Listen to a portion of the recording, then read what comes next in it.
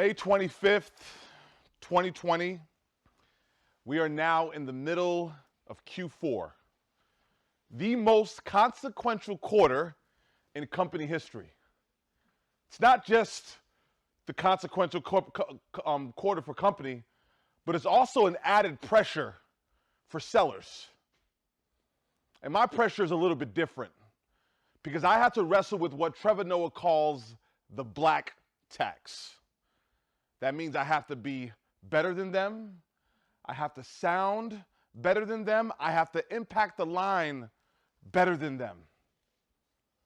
And this afternoon, I get a text in my group chat, and the subject line says, "Unarmed black man killed by officer." You have to understand, I've seen this many times. And I clicked the link, and the length of the link was 9 minutes and 29 seconds. For 9 minutes, I saw the knee of an officer on the neck of an innocent black man. He had his hands tied behind him, and people just watched as he screamed and tried to say, "I can't breathe," for 9 minutes and 29 seconds. I've seen innocent black people murdered before, but this one, it hit me different because I felt George Floyd.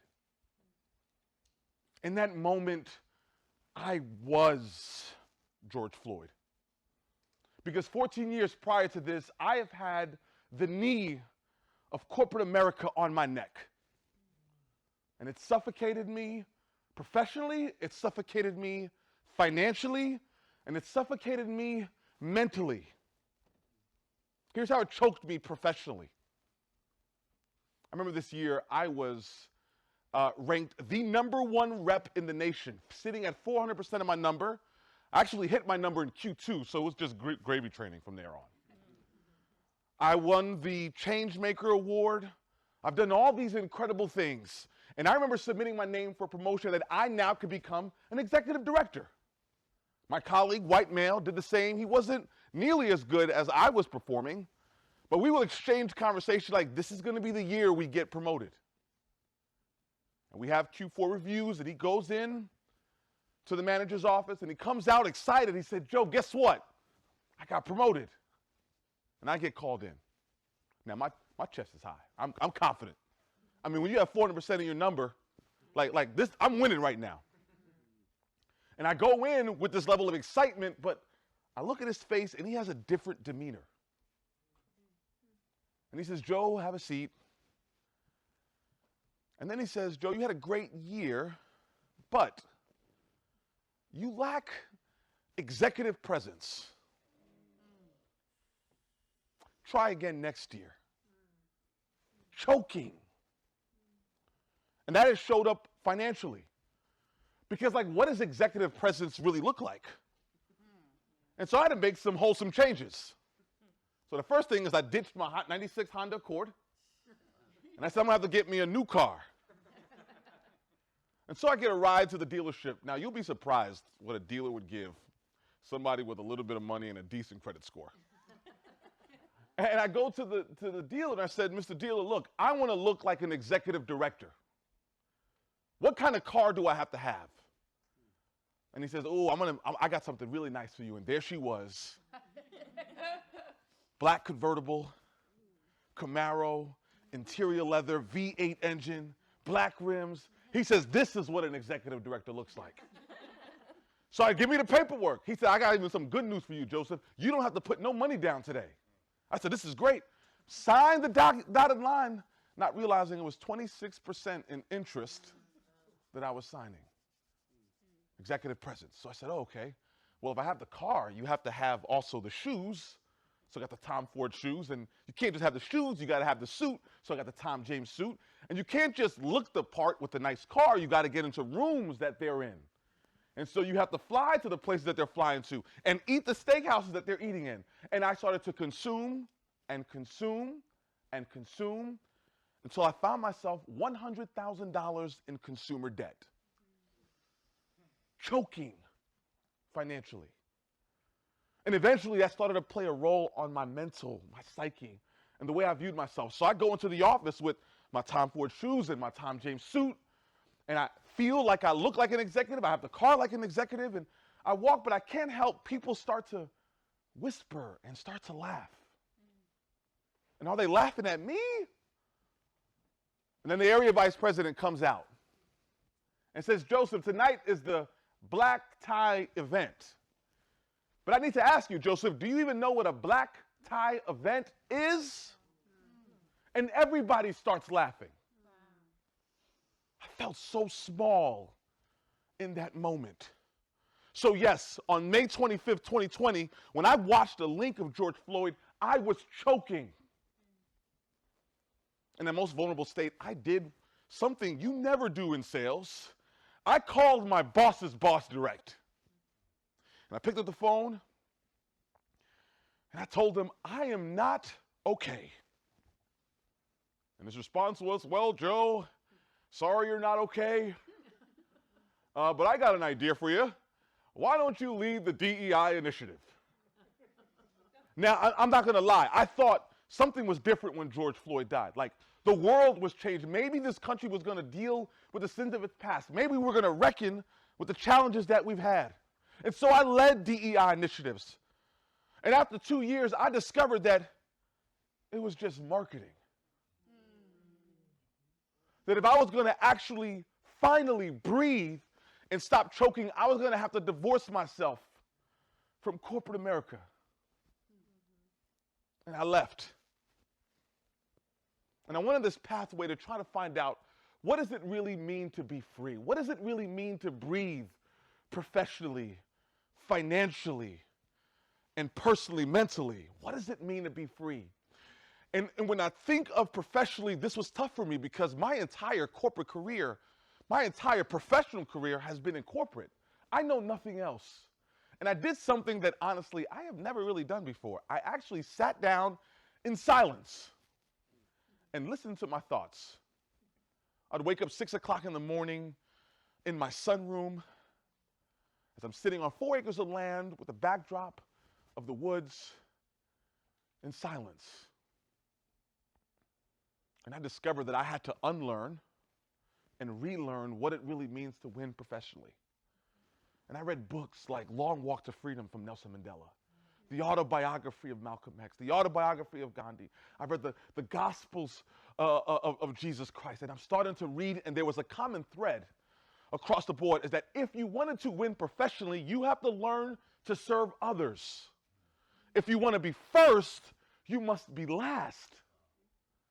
That the true winning of profession is not in how many people report to you. It's not in titles.